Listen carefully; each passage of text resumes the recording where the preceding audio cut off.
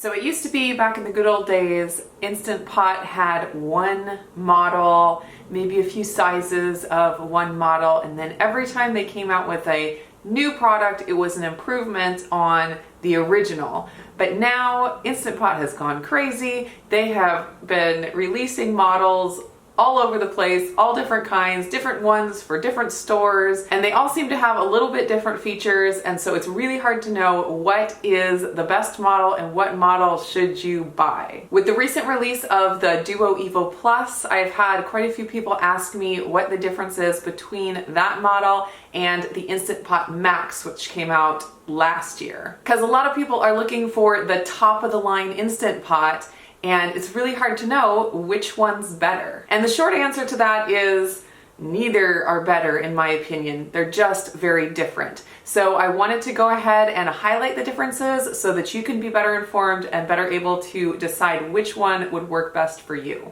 First off, can we just all agree that the Instant Pot Max has a better name? Duo Evo Plus does not roll off the tongue. It is also extremely confusing because there's an Instant Pot Duo and there's an Instant Pot Duo Plus, and for whatever reason the Duo Evo Plus looks most like the Instant Pot Ultra. I think they could have called it the Instant Pot Evo and it would have been awesome. Instant Pot Max is so easy, so clear, so quick that it definitely wins on the name. Let's talk about sizes. The Duo Evo Plus currently comes in an 8-quart and a 6-quart, and the Instant Pot Max just comes in a 6-quart. And I do have the 8-quart Duo Evo Plus, so that is why you see a big size difference between the two. But if we were comparing the 6-quart of the Duo Evo Plus, it would be comparable in size to the Instant Pot Max. So the Max is only available in the 6-quart. I was expecting that they would come out with an 8-quart version at some point, but it seems like they've kind of abandoned the Instant Pot Max model and moved on to other things. So I don't expect that's going to happen, but we'll see. So both Instant Pots have all the things that you would love in an Instant Pot, like a saute setting, a yogurt setting. They both have the sous vide setting. They both can do high or low pressure. They both have the widened rim, which is nice. That makes it easier for cleaning. And they both have an auto seal mechanism so that when you close the lid, the vent seals automatically. You don't have to worry about flipping a little switch to make sure it's on sealing. So now let's get into the features that each of them have that the other one does not. Starting with the Duo Evo Plus.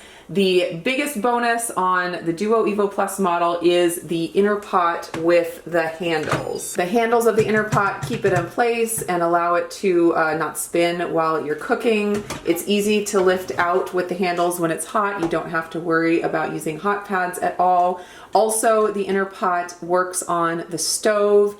So if you have something in here that you want to heat up real fast on the stove, you can totally do that with the Duo Evo Plus inner pot. The next thing that the Duo Evo Plus has is the metered steam release cap. It causes the steam to come out a little bit more in a soft cloud rather than a big spray, and the Instant Pot Max is more of the traditional way that the older duos release steam in kind of a big spray. The method for steam releasing on the Duo Evo Plus is a little switch that you flip from seal to vent. Like I said, it'll go to seal automatically when you close the lid, but when you're ready to do a quick release, you flip it down to vent. The Instant Pot Max is a lot different, and I'll show you that when I get over there. The other thing about the Duo Evo Plus that is different is that they have a new feature called Quick Cool, and this is something that apparently the tray for it is not available for purchase yet, but you can buy it as an add-on later on.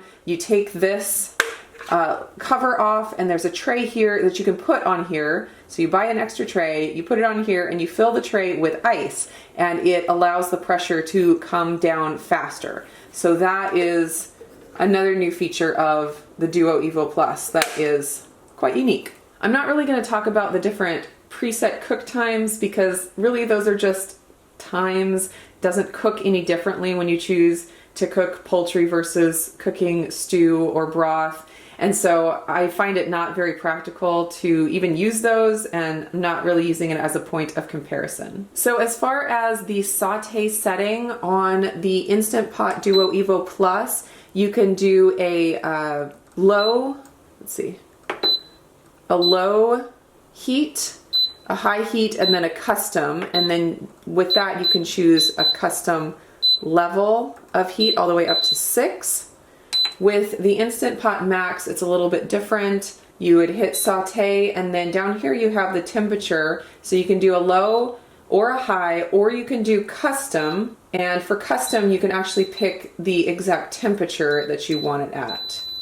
Let's see how high it goes. All right, so the highest temperature you can put it, highest temperature you can put it at is 392, lowest is 221 degrees Fahrenheit. And you can adjust Fahrenheit or Celsius on either of the models. So just a minor difference in the way the saute setting works. Now on to the features that the Instant Pot Max has that the Duo Evo Plus does not. First off, I wanted to highlight that the Instant Pot Max has an altitude adjustment setting. So depending on what altitude you're at, you can adjust, and it will adjust the cook time for you when you're cooking, which comes in very handy, I'm sure, for people at a high altitude. So another thing that you've probably already noticed is that the Instant Pot Max has a touch screen, and it's so intuitive and so easy to use. It's absolutely my favorite display of any of the Instant Pots. I find the dial with the pressing the button and trying to select and going back and forth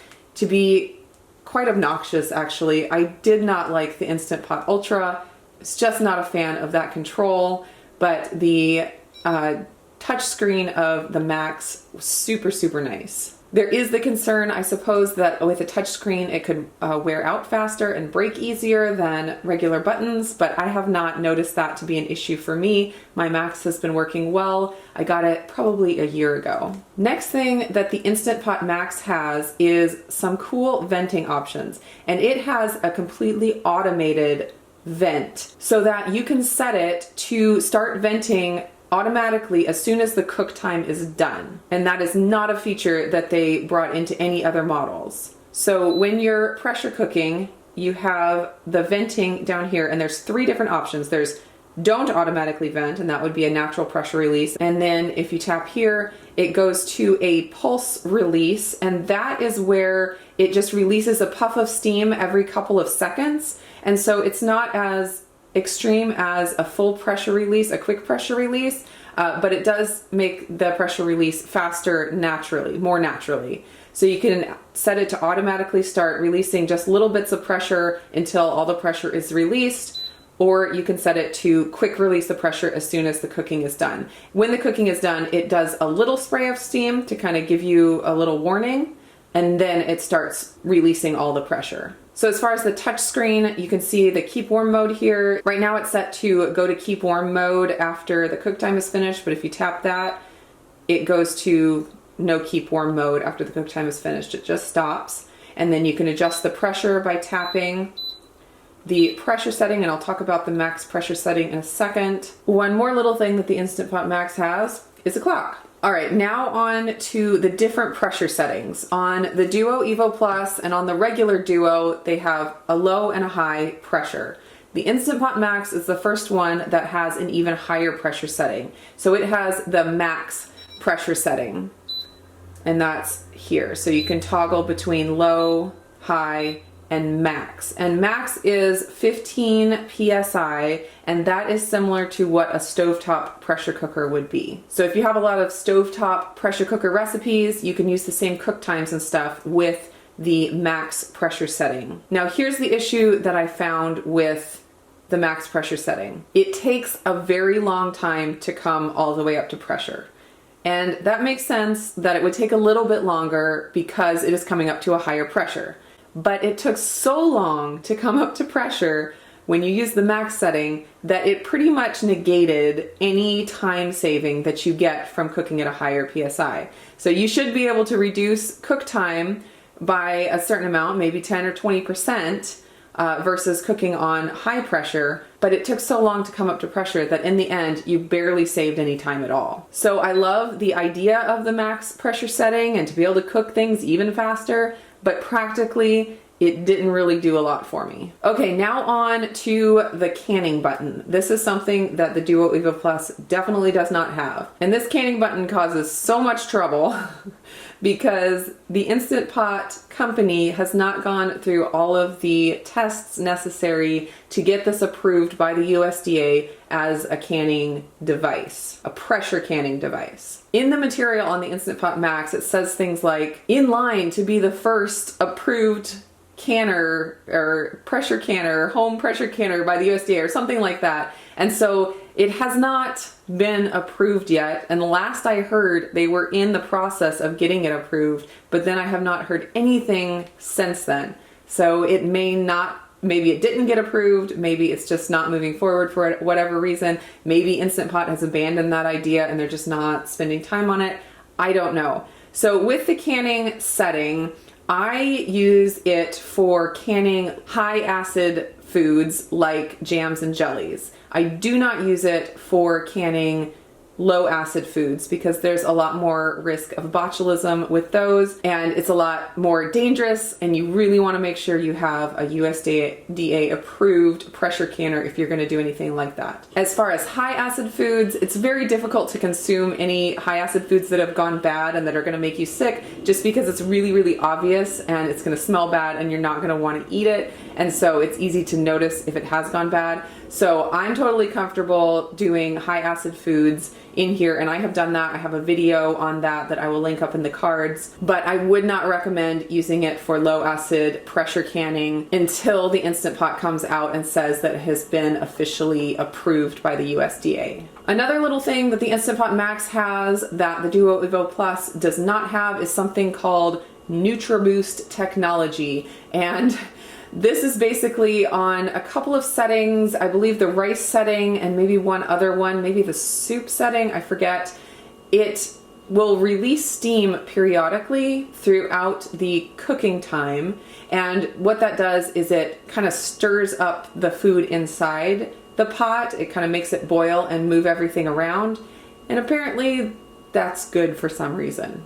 So the Instant Pot Max has that on certain settings. All right, one more thing on the Instant Pot Max. When you are cooking in the Instant Pot Max, say I'm gonna use all of these settings and I hit start, the temperature pops up on here, and I think they work to make this happen because of the canning setting, because you really want to know what the temperature is inside of the pot. And so you will see this temperature climb as the pot heats up, and I think that's a really cool thing, just to be able to visually see what the temperature is. And you can see on the bottom side of the lid, this is the temperature gauge. So if Instant Pot ever came out with a hybrid of these two models, I think we'd be pretty close to Instant Pot perfection with the beautiful touchscreen display and the colors. I love the colors of the Instant Pot Max with the black and the blues. It's almost purpley, and the automatic pressure release that you can set, the pulsed release or the full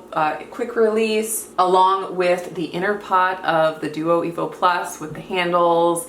It would be pretty near perfect. So let me know, between these two models, which one would you pick? Do you have either of these models? Let me know what you think. And if you are interested in the differences between the Duo Evo Plus and just the basic Duo, I went over all of those in my Duo Evo Plus unboxing and first impressions video. So I will leave a link to that here at the end. Hope you guys are doing great. I'll see you in the next video.